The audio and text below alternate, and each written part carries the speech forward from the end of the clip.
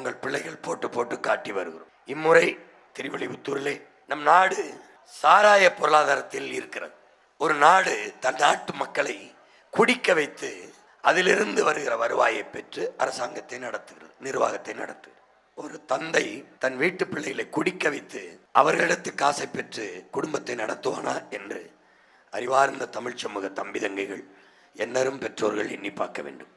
ஆனால் இந்த நாட்டை எவ்வளவோ சிறந்த நிர்வாகத்தை தந்த நம்முடைய தாத்தா காமராஜர் அவர்கள் பல அணைகளை கட்டினார், பல ஆயிரம் பள்ளிக்கூடங்களை கட்டி படிக்க வைத்தார், பல்வேறு நலத்திட்டங்களை கொண்டு வந்தார்.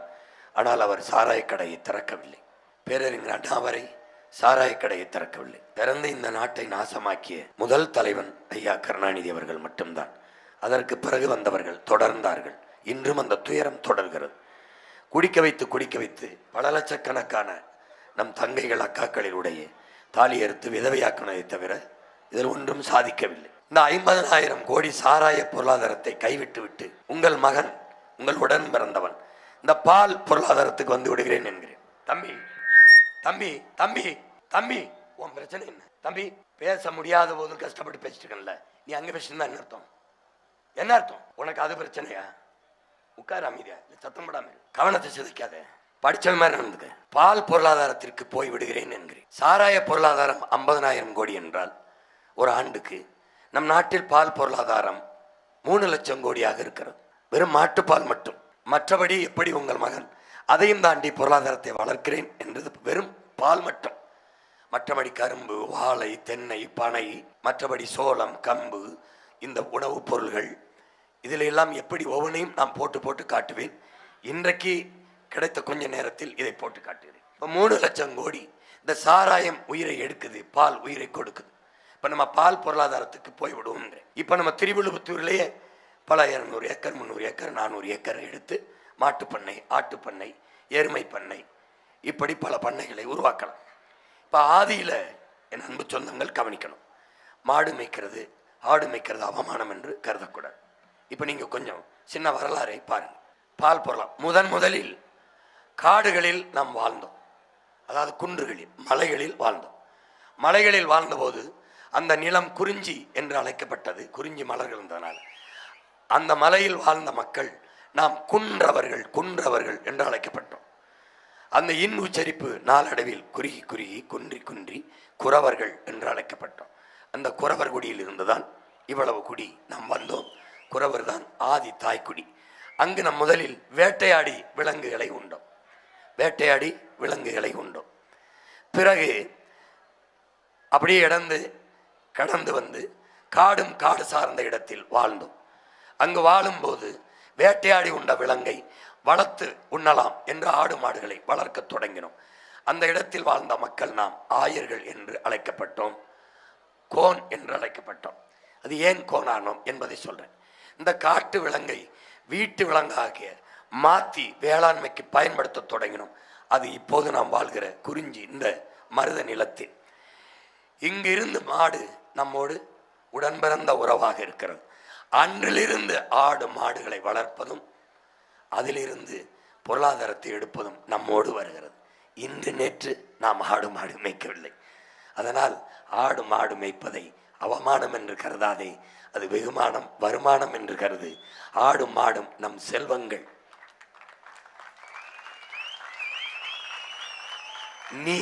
நீ உன்னை வங்கியில் அடமானம் வைக்க முடியுமா? உன் பேர்ல 2.5 லட்சம் ரூபாய் தமிழ்நாடு அரசு கடன் வைத்திருக்கிறது. ஆனால் ஆடு 75,000 சுமந்து செல்கிறது. மாடு பல லட்சம் ரூபாயை சுமந்து செல்கிறது. ஆடும் மாடும் மொபைல் பேங்க் என்கிறார், நடமாடும் வைப்பகம் என்கிறார்கள் அறிஞர்கள். ஆடும் மாடும் வங்கியடா. 10 ஆடு என்பது 5,000 ரூபாய்டா. 5,000 ரூபாய் நீ பேங்க்ல போட்டு வச்சிருக்கிறதா 10 ஆடு. அட பைத்தியக்காரா. முதலில் பழகிய காட்டு விலங்கு மாடு, ஆடு. பாரு, மாடு மேய்த்தவன் மன்னனானான், ஆடு மேய்த்தவன் அரசனானான். அதாண்டா நம்ம வரலாறு. மாடு மேய்த்தவன் 2வது நிலத்தில், முல்லை நிலத்தில் கோன் என்று அழைக்கப்பட்டான். கோ என்றால் அரசன். தமிழில் கோ என்பது பசுவை குறிக்குது. பசுவை மேய்த்ததால் கோ என்றால் அரசன், மன்னன். கோன் என்றால் அரசன். ஏன் கோன்? அந்த ஆயர் குலத்தின் தலைவன். அவனை அந்த மக்கள் தேர்வு செய்தார்கள். தேர்வு செய்த அவன் கையில் ஒரு கோலை கொடுத்தார்கள். அந்த கோலை வச்சிருந்தான். அந்த கோல் அதான் கோல், அது செங்கோலாகுது. அந்த கோலை வைத்திருப்பதால் அவன் கோனாகிறான். இதை அவை பாடுகிறாள். வரப்புயர நெல் உயரும், நெல் உயர வரப்புயர நீர் உயரும், நீர் உயர நெல் உயரும், நெல் உயர குடி உயரும், குடி உயர கோல் உயரும், கோல் உயர கோன் உயர்வான். அந்த கோன் தான் இந்த கோன். ஆடு மேய்த்தவன் அரசனாகிறான். மாடு மேய்த்தவன் கையிலே கோலை வைத்திருக்கும். அந்த கோல் தான் பின்னாடி செங்கோலாகிறது. புரியுதா? கோ என்பதை மன்னனை குறிக்கும். கோ என்றால் பசுவை குறிக்கும். ஆ என்றாலும் பசு, ஆ என்றாலும் பசு. முதலில் மனிதன் போர் செய்தது மாட்டுக்காகத்தான். இதை ஆணிரை கவர்தல், அது பசுமாட்டை திருடுறது அதை இலக்கியத்தில் ஆணிரை கவர்தல், மாடுகளை களவு செய்தல், அதை கவர்தல் என்கிறான். இப்போ நம்ம மாட்டை திருடிட்டாங்கிறோம்ல கொச்சையா, அந்த மாடுகளை ஆணிரையை கவர்வதற்காக வலிமையுள்ள ஒரு கூட்டம் வீழ்த்தி மாடுகளை எடுத்துட்டு போயிருது. வலிமையற்ற கூட்டம் தோத்து மாடுகளை பறி கொடுத்துருது. முதலாக நாம் செய்த போர் பசுக்காகத்தான். வரலாறு ஆணிரை கவர்தல். மனிதன் முதலில் தேடிய செல்வம் மாடுதான். நம் பாட்டன் வள்ளுவ பெருமகனார் கேடில் விழிச்செல்வம் கல்வி ஒருவனுக்கு மாடல்ல மற்றையவை என்று சொல்கிறார். நம்முடைய அப்பா நம்மாழ்வார் அவர்கள் கல்விதான் ஒரு மனிதனுக்கு செல்வம், மனிதர்களுக்கு கல்விதான் செல்வம். அதை சொல்ல வந்த வள்ளுவன் சொல்கிறான், மாடும் நம் செல்வம் என்கிறான். மாடு என்பது செல்வம் என்பதை எப்படி குறிக்கிறது என்றால், ஒரு நாட்டின் பொருளாதாரமே மாடுதான். பிறகு தங்கத்தை வைத்தார்கள். தங்கம் தான் பெரிய பொருளாதாரம், அதான் செல்வம்ன்றாங்க. தொடக்கத்தில் தங்கத்தை மா என்றுதான் அழைத்தார்கள். மா என்றுதான் அழைத்தார்கள். குழந்தை பருவத்தில் தான் தாய்ப்பால், கொஞ்ச நாள் தான் தாய்ப்பால், ரெண்டு வருஷம் அல்லது 1.5 வருஷம். அதுக்கு பிறகு சாகிற வரைக்கும் உனக்கு பால் ஊட்டுகிற தாய் பசுதான் என்பதை நீ மறந்து விடக்கூடாது. மனித வாழ்க்கையில் பிறக்கும் போதும் பால், இறக்கும் போதும் பால். பிறக்கும் போது உனக்கு பால் ஊட்டியவள் உன் தாய், இறக்கும் போது இறுதி உயிர்ப்பால் ஊட்டியது உன் தாய் அல்ல, பசு. பசு புரிஞ்சுக்க. உயிர்ப்பால் ஊட்டியது உன் தாய், உயிர் போக பால் ஊட்டியது பசு. கடைசியாக செத்து காரியம் பண்ணும் போதும் பால் ஊத்தவள் பசுதான். கடைசி வரை உன் வாழ்க்கையில் பால் இருக்குது, அந்த பாலை தருபவள் பசு. உன் வாழ்நாள் முழுக்க பால் ஊட்டி வளர்ப்பவள் பசுதான். பால் செல்வத்தின் செல்வம். பால் தங்கம் செல்வம், பணம் செல்வம், பால் செல்வத்துள் செல்வம், பெருஞ்செல்வம். நம்முடைய மன்னன், நம்முடைய அருமை பெரும்பாட்டன், அரசனுக்கரசன் அருண்மொழி சோழன் சாவா மூவா பேராடு என்று ஆடு மாடுகளை பெருக்கினான். அதை வளர்த்து மக்களின் பொருளாதாரம் பெருக்கினான். என் பாட்டன் 1000 ஆண்டுகளுக்கு முன்பு செய்ததை அவன் பேரன் இன்று செய்வேன் என்று சொல்கிறேன். சாவினாலோ மூப்பினாலோ எண்ணிக்கை குறையாதது ஆடுகள். நல்லா புரிஞ்சுக்க. அததான் என் பாட்டனை செஞ்சான் அருண்மொழி சோழன், நான் இன்னைக்கு அவன் பேரன் செய்கிறேங்க. இங்க பாரு, போங்க, அது யாருன்னு பாரு, நான் தான். அவன் கோயில் வாசல்ல அவன்கிட்ட போய் சொல்றேன், அவன் எப்படி ஆட்சி செஞ்சியோ அப்படி நான் செய்வேன்னு. என்ன நடக்குதுன்னா, அந்த ஐயரு கதறாப்புல, உள்ள வராதிய, கோயிலுக்குள்ள வராதின்றாப்புல, தலைவாசல் வராதிய, சுற்றி வாங்கன்றாப்புல. ஏன்னு, சீமான் என்ன இப்படி பண்ணிட்டீங்க, நீங்க வளர வேண்டிய தலைவர், நீங்க இப்படி காரியம் பண்ணலாமா, நீங்க நேர் வாசல்ல வரலாமா அப்படின்னு. ஏன்னு கேட்டேன். யாருமே வரமாட்டாங்க, வந்தா ஆட்சி போயிடும், பதவி போயிரும்னு. அந்த பதவியில இல்லையே, இப்படி பேசுனீங்களா, இப்படி பதவியில இல்லையே. பதவி அவன் தந்தா தான் பதவி. இங்க பாருங்க, என் பாட்டனுக்கும் பகைவனுக்கும் தான் பிரச்சனை, என் பாட்டனுக்கும் பேரனுக்கும் ஒரு பிரச்சனை இல்லை. என் பாட்டன் அரசனுக்கரசன் அருள்மொழி சோழன் கட்டிய பெருவுடையார் கோயிலில தலைவாசல் வழியே சென்று பெருவுடையாரை வழிபட்டு வந்த ஒரே தமிழ் மகன் நான் மட்டும்தான்.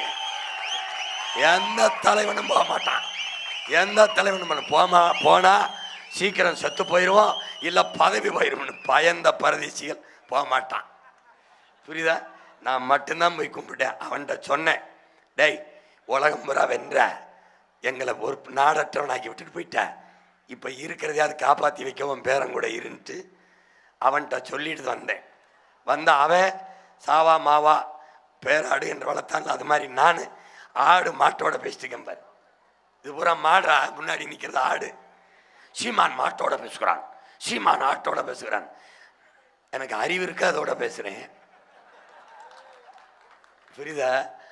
டேய், நான் பேசுறத கேட்டு கலையாம நிற்குதுடா அந்த மாடு. ஏன் நான் பேசுகிறேன்? பேசும் திறன் இருந்த உனக்கு பல ஆண்டுகளாக பேசுகிறேன், நீ என்னை கவனிக்கலை. பேசும் திறனற்ற அதுக்கு பேசணும். ஏன்? என் தாயின் மாரில் ஓராண்டு தான் பால் குடித்தேன். ஆனால் இதுவரை எனக்கு பால் ஊட்டுகிற தாய் என் பசுதான். பேசும் திறனற்ற அவளுக்காக, பால் ஊட்டி அந்த தாய்க்காக இந்த மகன் பேச வேண்டும் என்று பேசினேன். அதனால தான் மேய்ச்சல் நிலம் எங்கள் உரிமை என்று போட்டு அரசு கவனிக்கலை. நீ என்ன வேணாலும் செய்யடான்னு நானே மாட்டை வச்சு மேய்ச்சி ஓட்டி கொண்டு போய் மாடுனவர் மேய்க்கிறேன் பாரு. ஓய் மேய்ச்ச மேல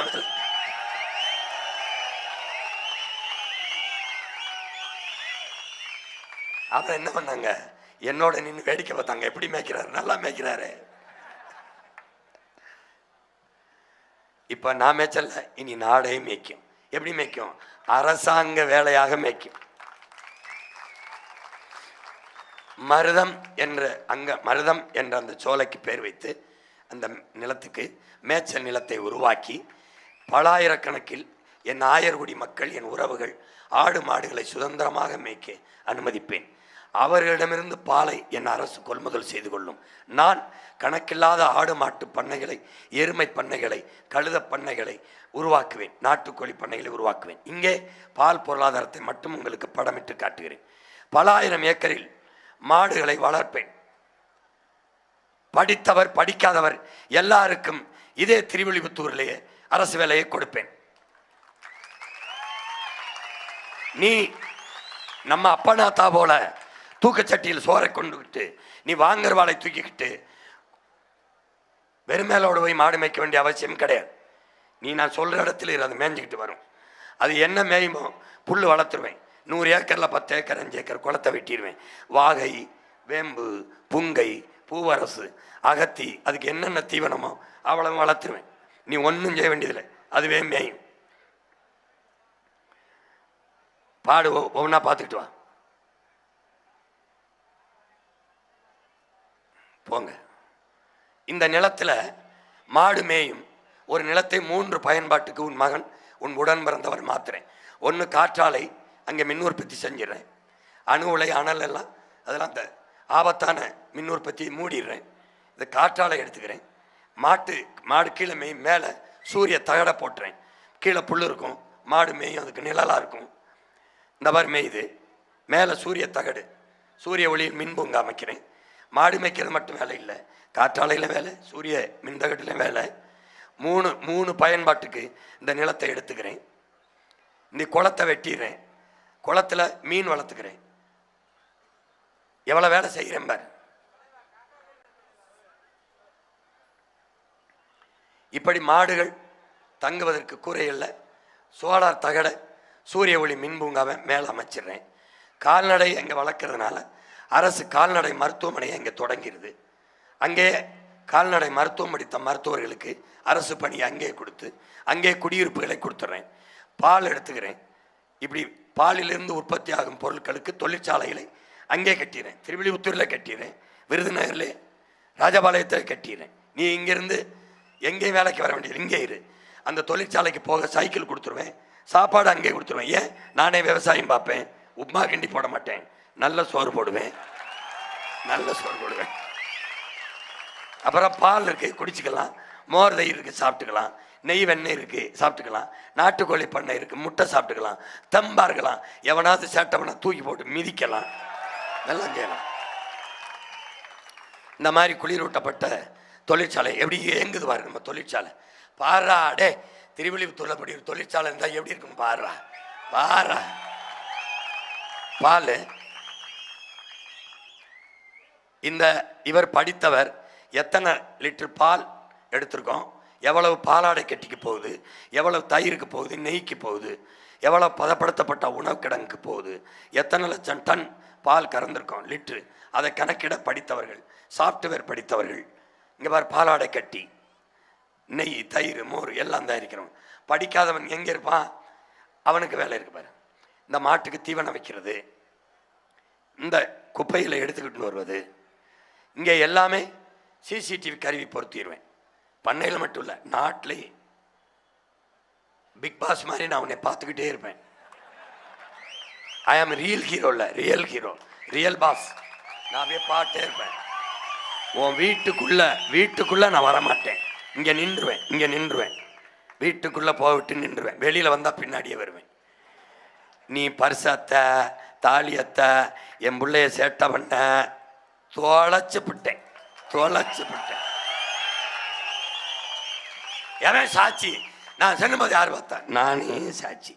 பார்த்துக்கிட்டே இருக்கும் பாரு கண்ணு. தப்பிக்கவே முடியாது, ஓட முடியாது, ஒழிய முடியாது. ஒழுங்காக இருக்கணும், நாட்டில் ஒழுங்காக இருக்கணும். கண்காணிப்பு கருவியை பொருத்தி இந்த மாதிரி பெரிய பெரிய கோபுரங்கள் வச்சுருவேன். நீ குடும்பத்தோடு வந்து என் பண்ணையை பார்க்கணும்னா அதுக்கு வசதி வச்சுருப்பேன். ஹெலிகாப்டர் வச்சுருப்பேன், சுற்றி நீ பார்க்கலாம். ஜீப் வச்சுருப்பேன், சுற்றி பார்க்கலாம். பெரிய பெரிய கோபுரங்கள் கட்டியிருப்பேன், அதிலிருந்து படங்கள் எடுத்துக்கலாம். இந்த மாதிரி உருவாக்குவேன். இது பாரு, இது ஆஸ்திரேலியா எப்படி பண்ணையை வச்சு பால் பொருளாதாரத்துக்கு போகுது, வேலை வாய்ப்பை பெருக்குதுன்னு பாரு.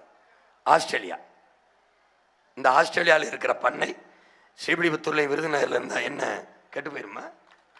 கெட்டு போயிருமாடா பாரு. இனிமே சொல்லும் மாடு போடா மாடுது, மாடுடா அப்படி சொல்லு.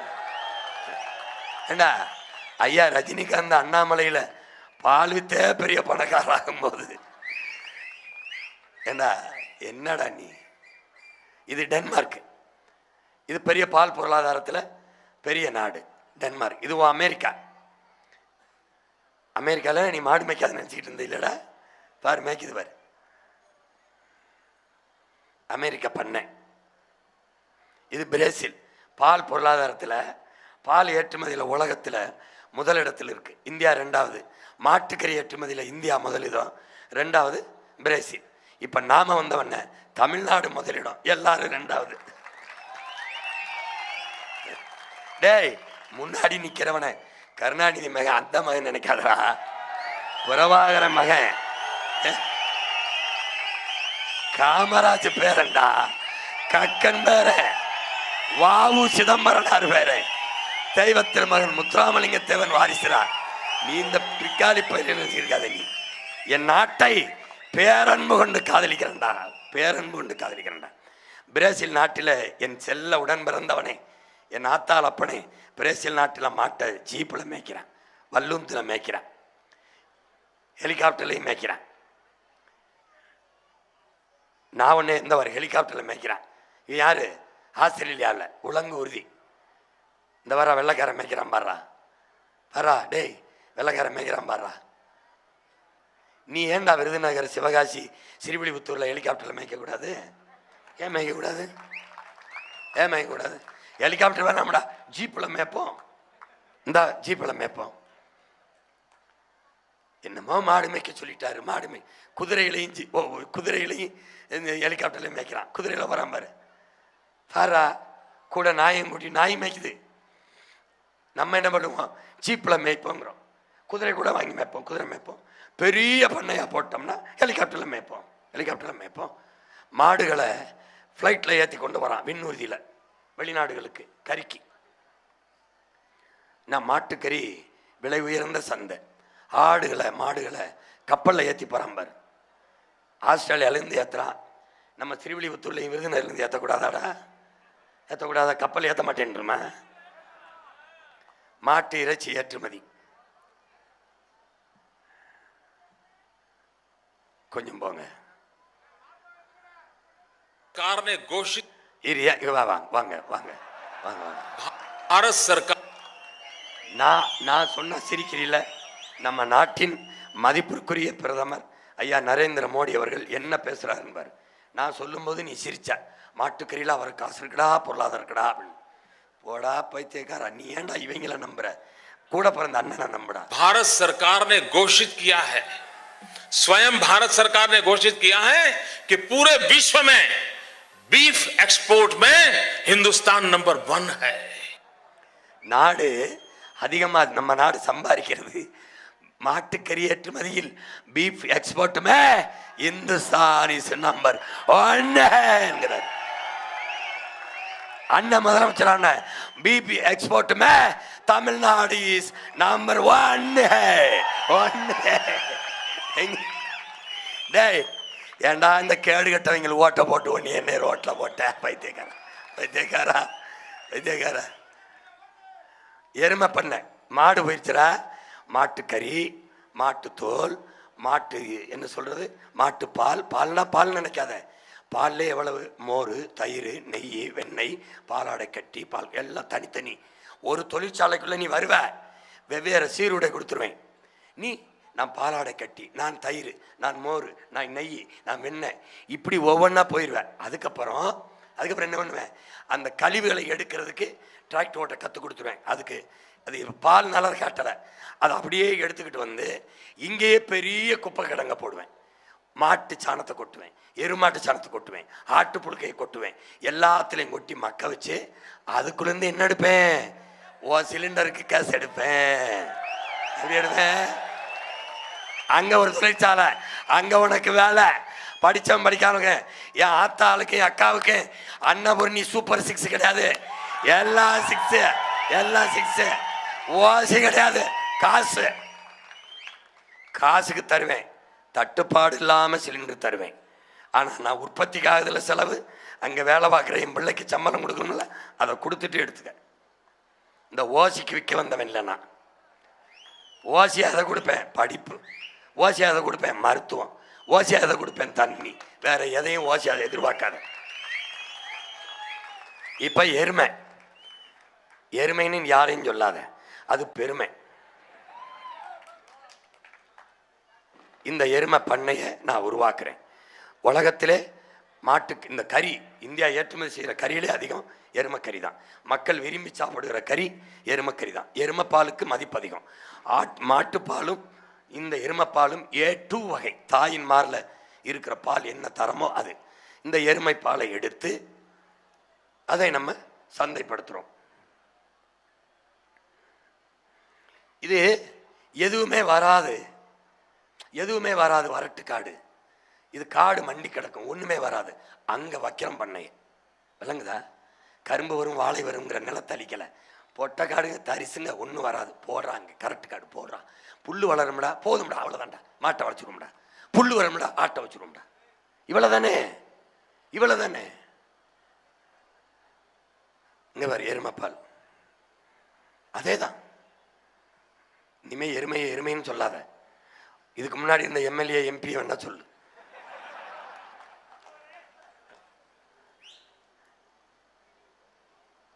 பாலாடை கட்டி சீஸ் பசுவில் இருந்து எருமைப்பாலில் இருந்தும் எல்லாத்துலேருந்தும் தயாரிக்கிறோம் கொஞ்சம் வேமா போங்க நேரம் இல்லை வேற கொடுத்து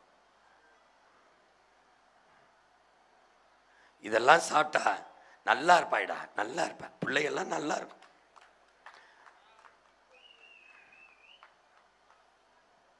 எருமை இறைச்சி நீ எங்கேயும் போகாத வேலைக்கு நான் உன் வாசல்ல கொண்டாந்தாரு இது யாருன்னு பாரு நான் சொன்னாக்கா சிரிப்பு இல்லை இங்க பாரு இவர் யாருன்னு பாரு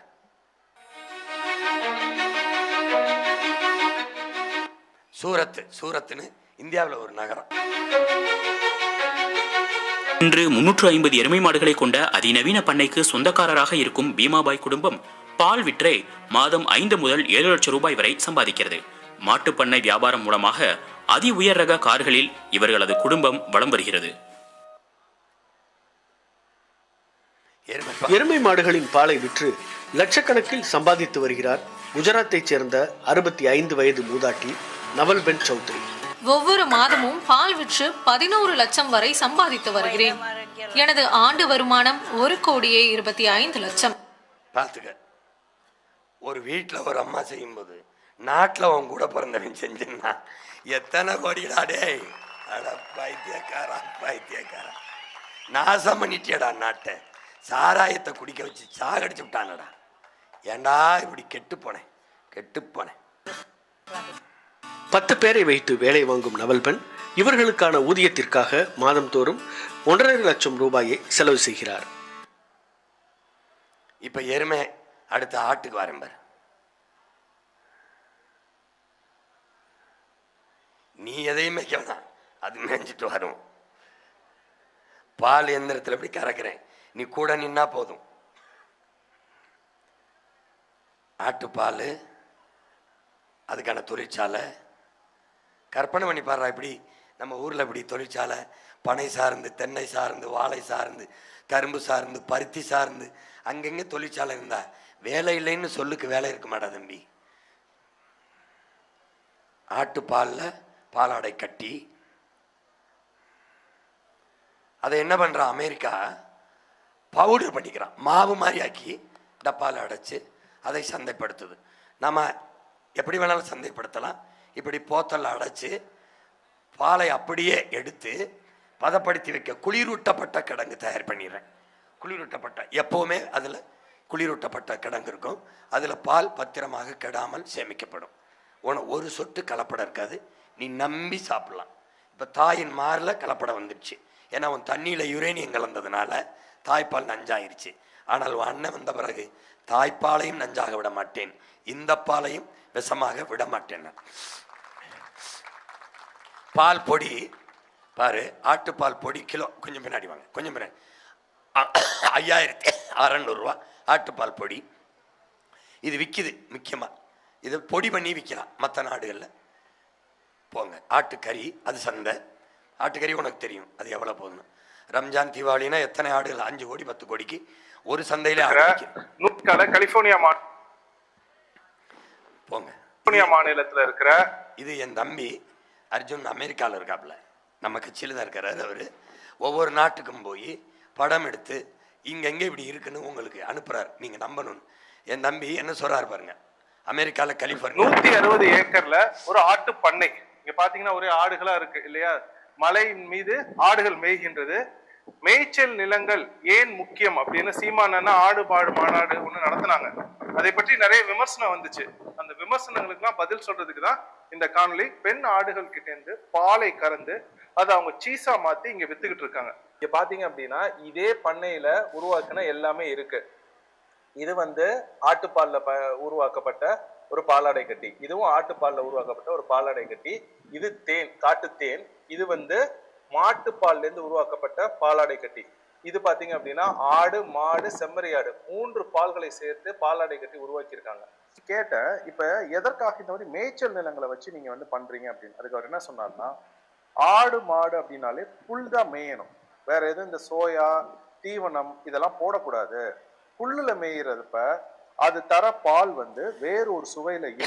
அப்ப அந்த பால்ல இருந்து நாங்க இந்த மாதிரி பாலாடை கட்டி பண்றப்ப அதோட சுவையும் அதோட தரமும் வேற மாதிரி இருக்குண்ணா. இப்போ ஆடு பார்த்துட்ட 150 ஏக்கர்ல அமெரிக்காவில் இருக்கு.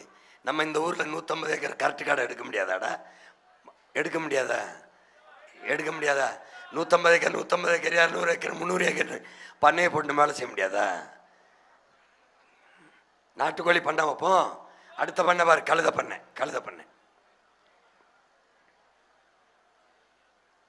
இனிமே கழுதையை பார்த்து கழுதைன்னு சொல்லிடாத பாரு. கழுத திருச்சியில ஒருத்தர் கழுத மேய்க்கிறார். வெறும் கழுத லத்தி தான் பாத்தீங்களா? இவ்வளவு ப்ராடக்ட் கொண்டாண்டீங்க. ஆமா, எல்லாமே கழுதையில இருந்து எல்லாமே கழுதையில உற்பத்தி பண்றோம். சரி, அப்படியே ஒன்னொன்னா பார்க்கலாங்களா? பார்த்தலாம். முன்னாடி நீங்க கழுத பால் தான் பார்த்திருப்பீங்க. ஆமா, கழுத பால் உங்களுக்கு தெரியும் 3000 to 5000 போகுது. ரொம்ப ஒரு கழுத பால் லிட்டரு 3000 ரூபாயிலிருந்து 5000 ரூபா போகுது. உலக நாடுகளில் அதுக்கு பெரிய மதிப்பு. கழுதை சிறுநீர் இருக்குல்ல, மூத்திரம் பெரிய விலை மருந்து. கழுதை சாணம் பெரிய மருந்து பொருளாக சூப்பர் ஃபுட். இப்போ 3000 ரேட் போகுதுங்க. கண்டிப்பா 3000 கம்மி ஆகுது. அதுல இருந்து பாலாடை கட்டி சீஸ் தயாரிக்கிறார். இவர் யாரும் இல்லை, நம்மால் தான், திருச்சியில். இவன் வெள்ளைக்காரன். இந்த டாங்கி சீஸ் பாருங்க, அதிக விலை. நீ சாப்பிடும்போது நான் சாப்பிட்டா சிரிப்ப, வெள்ளைக்காரன் எப்படி ரசிச்சு சாப்பிட்றான் பாரு. எதை? கழுத பாலாடை கட்டிய சீஸை பார்த்துக்க. நீ சாப்பிடாத, நான் அவனுக்கு வித்துக்கிறேன். 1 லட்சம் இந்த ஒரு 1.44 9 லட்சம். பெரிய விலை வந்து கழுதை பாலில் தயாரிக்கிற பாலாடை. வளர்ப்பு தொழிலை ஊக்குவிக்க மத்திய அரசு 50 லட்சம் ரூபாய் வரை மானியம் வழங்கும் திட்டத்தை அறிவித்திருக்கிறது. இதை வளர்ப்பதற்கு லட்சக்கணக்கில் மானியம் தருவதாக அறிவித்திருக்கிறது மத்திய அரசு. தேசிய கால்நடை வளர்ப்பு திட்டத்தின் கீழ் கால்நடை தொழில்களை தொடங்குவதற்கு நிதி உதவி வழங்கப்படும் என மத்திய அரசு அறிவித்துள்ளது. நான் சொன்ன சிரிக்கிற நம்ம அரசு இந்திய ஐயா மோடி அரசு கழுத வளர்க்க 50 லட்ச ரூபா மானியம் தரங்குது. நீ ஏன் மானியத்துக்கு வளர்க்குற? நாம வளர்ப்போம், நீ வா வேலை தாரேன், நீ வா. நீ உலக நாடுகளுக்கு நம்ம ஏற்றுமதி செய்வோம் கழுத பாலை, கழுத சீஸை. போங்க. இதில்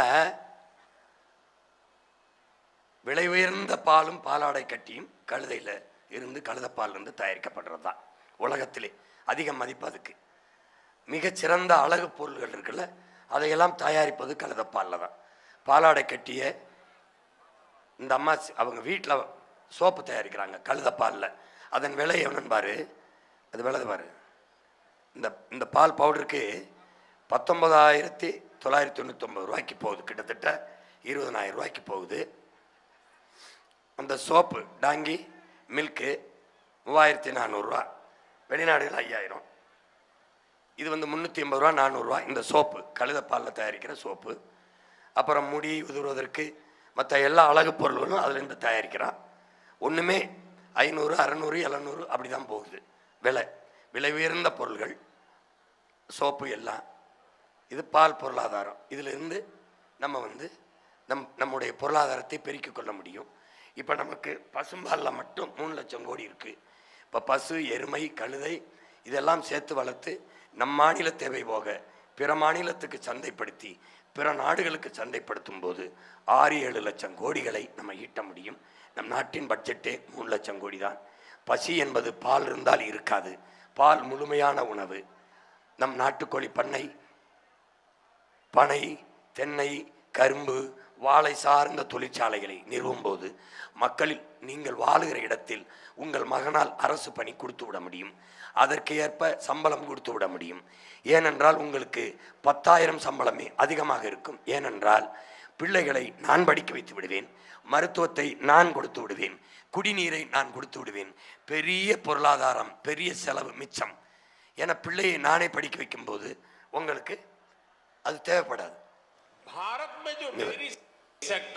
பாலை பற்றி என்ன சொல்றாரு பிரதமர்? மாட்டுக்கறியை பற்றி சொன்னார். இப்ப பாலை டைரி டேல பேசுறாரு. எப்படி பேசுறாரு? பல கோடி பாரு, 8.5 லட்சம் கோடிங்கிறாப்ல.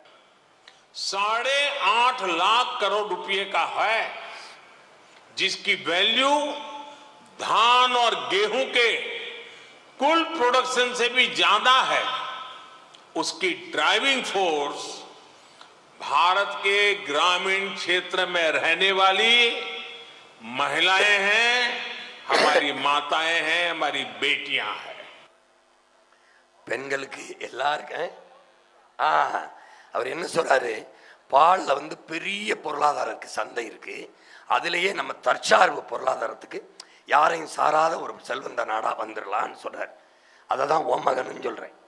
அதனால நான் சொல்றத இப்போவாது நம்பு. பிரதமர் சொல்றாரு செய்யல, உன் பிள்ளை செய்கிறேன்றேன்.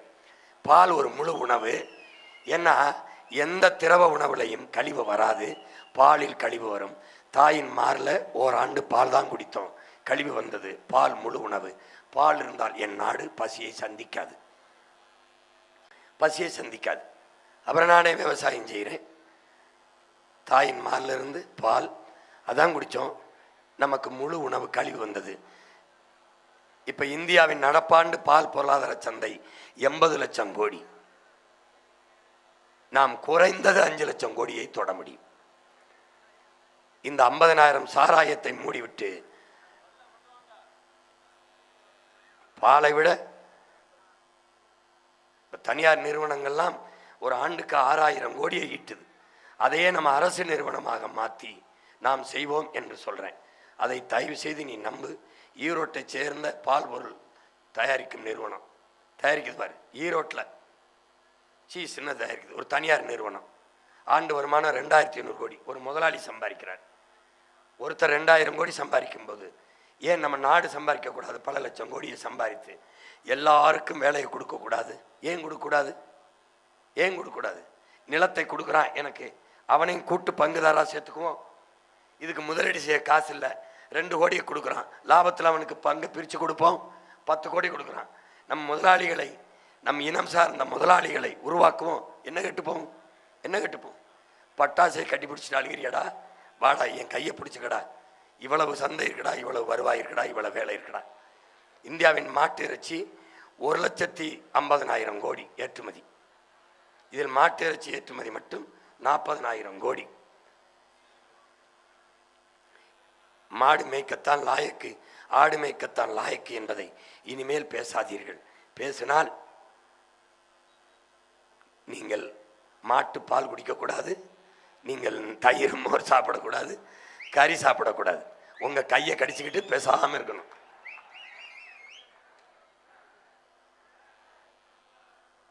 இவன் எப்படி நம்மளை வளர்க்குறான்னா, நான் சொல்றேன் பாரு அண்ணே, மாடு மேய்க்கத்தான் லாய்க்கு, ஆடு மேய்க்கத்தான் லாய்க்கு, பன்னி மேய்க்கத்தான் லாய்க்கு அப்படின்னு சொல்லும்போது ஒரு இழிவான உளவியலை, ஒரு குற்ற உணர்வை நமக்குள்ள தாக்குறான். அது தாழ்ந்தது போல, இழிவானது போல ஆக்கி அந்த ஆடு மாடு மேய்ப்பதும் அவமானம் போல பிஞ்சு மனசுக்குள் இந்த நஞ்சை தள்ளி நம்மளை என்ன பண்றான்? குற்றப்படுத்தி உளவியல் நோயாளி ஆக்குறான். இப்ப ஆடு மாடு வளர்க்க சொல்றான், அது என்ன அப்படின்னு ஆடு மாடை இழிவா சொல்லி சொல்லி அவமானப்படுத்திட்டான். இப்படி சொல்றவன் ஞாயிற்றுக்கிழமை கறிக்கடை வாசல்ல 1/4 கிலோ கறிக்கு நிற்பான். அப்போ முடி இருக்குல்ல, முடிய மயிருன்னு சொல்றது கெட்ட வார்த்தைன்னு இவன் சொன்னான். தலையில் இழிந்த மயிரனைய மாந்தர் நிலையில் இழிந்த கடைன்னு திருக்குறள் பாடுது, வேதம் சொல்லுது. மயிர் நிப்பின் உயிர் வாழா கவரிமா அன்னார் உயிர் நிப்பர் மானம் வரிங்குது. இப்ப மயிர் கெட்ட வார்த்தையா வேதமே பாடுது. இவன் சொல்லி வைக்கிறான் மயிர் கெட்டதுன்னு. அதனால அந்த முடிய வெற்றவன் தாழ்ந்தவன் உன் மனசுக்குள்ள தள்ளுறான். புரியுத? அழுக்க ஆக்குறவன் அவன் தப்பு இல்லையா? அந்த அழுக்க வெளுத்து வெள்ளையா கொடுக்கிறவன் தாழ்ந்தவனா? ஏண்டா பைத்தியக்காரா, மாடியிலிருந்து குப்பையை போடுறவன் குப்பை இல்லையா, அதை குனிஞ்சு எடுக்கிறான்ல அவன் குப்பைக்காரனா. இந்த கொடுமையை உனக்கு உளவியலா தள்ளுறான். வேளாண்மையை படிக்காதவன் செய்கிற வேலைங்கிறான். உன்னைய தாழ்த்தப்பட்டவன்பா. நான் ஏன் தாழ்த்தப்பட்டவனா இருக்கணும்? யாரால தாழ்த்தப்பட்டேன்? என்னை தாழ்த்திய வெண்ணைக்கு 4 கை இருந்ததா? எனக்கு 2 கை இருக்குதா? இல்லை அவனுக்கு 2 மூளை எனக்கு 1 மூளையா? எதில் தாழ்ந்தேன்? எப்படி தாழ்ந்தேன்? இந்த சிந்தனையை உனக்கு தள்ளி பெண்ணிய உரிமை, பெண் அடிமைத்தனம், பெண் விடுதலை எங்கே இருக்கு? பெண்ணுடைய விடுதலை சொல்லு, உடச்சி எடுத்துக்கிட்டு வரோம். எங்கடா இருக்கு பெண் விடுதலை? நீனும் நானுமே பெண் உடுத்த விடுதலை தான்டா வீதியில நிக்கிறோம். பைத்தியக்காரா, இவன் இப்படி சொல்லி நோயாக்கிட்டாங்க. இந்த மகன் சீமான் என் தாயின் 10 மாத கருவறையில் இருந்து என் தாய் கொடுத்த விடுதலை தான்டா நானே இந்த பூமிக்கு வந்தேன். அப்புறம் எங்கடா பெண்ணு விடுதலை? அவ கொடுத்த விடுதலை தான்டா நம்ம எல்லாம் நிக்கிறோம். இந்த நாட்டில் சொல்லுவான்டா அப்படியே, பெண் அடிமை, பெண் விடுதலை, தாழ்த்தப்பட்டவன், முடிவெற்றவன், துணி வெளுக்கிறவன். டேய் செருப்பு தைக்கிறவன், என் வெண்ண செருப்பு தைக்க, நீ செருப்பு நீயே தச்சுக்க. தலைக்கு முடிவெற்றவன் தாழ்ந்தவன், காலுக்கு செருப்பு தைக்கிறவன் தாழ்ந்தவன், அழுக்கு துணியை வெளுத்து வெள்ளையாக்கி தரவன் தாழ்ந்தவன், வேளாண்மை செய்து உணவளிக்கிறவன் தாழ்ந்தவன், ஆடு மாடு மேய்க்கிறவன் அசிங்கமானவன். எல்லா பயலையும் பச்சை மட்டை வச்சு நான் வெளுக்கல. பார்த்துக்கிட்டே மாத்திரண்டா, மொத்தமா மாத்திரேன். இங்கதான்டா நாம் நிமிரணும், உளவியலா நிமிரணும்டா. நாம இலவசத்துக்கு கையேந்தி 1000-2000 கையேந்தி வாக்குக்கு காசை வாங்கிட்டு ஓட்டு போடுறதை விட ஆடு மாடு மேய்க்கிறது ஒன்றும் அவமானம் இல்லை. இதான் இந்த மாதிரி தொழிற்சாலைகளை உருவாக்கி உனக்கு உன் வாழ்விடத்தில் அண்ணன் வேலை தருவேன். இது பால் பொருளாதாரத்தில் மட்டும் வேலை, மற்றபடி நாட்டுக்கோழி, வாத்து வளர்க்குதல் எல்லாம் இருக்கு. ஒவ்வொன்றா போட்டு காட்டுவேன். பருத்தி, கம்பு, சோளம், வரகு எல்லாம் தொழிற்சாலை. நீ கவலைப்படாமல் படிக்கலனாலும் அண்ணன் அரசு வேலை தரேன். அடுத்த தலைமுறையை படிக்காமல் விட மாட்டேன், படிக்க வைப்பேன். இப்போ என்ன செய்ய, நீ எனக்கு ஒரு உதவி செய்ய. 23ஆம் தேதி வேகமாக நான் திருமங்கலம் போகணும். 23ஆம் தேதி நடக்கிறத தேர்தலில் என் பிள்ளைகளுக்கு ஓட்ட போடு. இவர் வா, ஒருத்தனவா. இந்த திருவிழிபுத்தூர் தொகுதியில் போட்டியிடுகிற என் தம்பி கரிகால் பாண்டியனுக்கு வாங்க. கரியால் பாண்டியனுக்கு விவசாய சின்னத்தில் வாக்கு செலுத்தி வெற்றி பெற செய்ய வேண்டும் என்று அன்போடு வேண்டுகிறேன். அருப்புக்கோட்டை தொகுதியிலே போட்டியிடுகிற அன்பு தம்பி மணிமாறன் அவர்களுக்கு ஒவ்வொன்னா போடு. ஒவ்வொன்னா மணிமாறன், என் அன்பு தம்பி மணிமாறன் அவர்களுக்கு விவசாய சின்னத்தில் வாக்கை செலுத்தி வெற்றி பெற செய்யுங்கள். அடுத்த விருதுநகரில் போட்டியிடுகிற என் அன்பு தம்பி லட்சுமணன் அவர்களுக்கு விவசாய சின்னத்தில் வாக்கை செலுத்தி வெற்றி பெற செய்யுங்கள். ராஜபாளையம் தொகுதியில் போட்டியிடுகிற என் அன்பு தம்பி மருத்துவர் கார்த்திகேயன் அவர்களுக்கு விவசாய சின்னத்தில், சாத்தூர் தொகுதியில் போட்டியிடுகிற ஆனந்தராஜா அவர்களுக்கு விவசாய சின்னத்திலே, சிவகாசியிலே போட்டியிடுகிற என் ஆறுயிர் தங்கை டயானா சேவியர் அவர்களுக்கு விவசாய சின்னத்திலே வாக்கை செலுத்தி வெற்றி பெற செய்யுங்கள். இங்கே நிற்கிற பிள்ளைகளை, முன்னால் நிற்கிற மகனை சாதி பார்த்து ஓட்டு போடுவீர்கள் என்றால் போடாதீர்கள், மதம் பார்த்து போடுவீர்கள் போடாதீர்கள். தமிழர்கள் என்று இனம் பார்த்து போடுவதா இருந்தால் போடுங்கள். அப்போதுதான் இனமானமும் தன்மானமும் காக்கப்படும். என் அன்பு சொந்தங்களே, நீங்கள் சாதி பார்த்த போட்ட ஓட்டு எதையும் சாதிக்கலை, மதம் பார்த்து போட்ட ஓட்டு எதையும் மாற்றலை. கொஞ்சம் மனசை மாற்றி நல்ல மனுஷன் பார்த்து போடுங்க ஓட்டை, காப்பாற்றுங்க நாட்டை. புரட்சி எப்போதும் வெல்லும், நம்பற்றியதை சொல்லும். இலக்கு ஒன்றுதான், இனத்தின் விடுதலை. தமிழ் தாய் வாழ்க, தலைவர் பிரபாகரன் வாழ்க. என் அன்பு தம்பி தங்கைகள் வெல்க. நாம் தமிழர், நாம் தமிழர். அலவீசுது அலவீசுது சீமான் அலவீசுதுங்க. தலை தூக்குது தமிழ்நாடே தலை தூக்குதுங்க.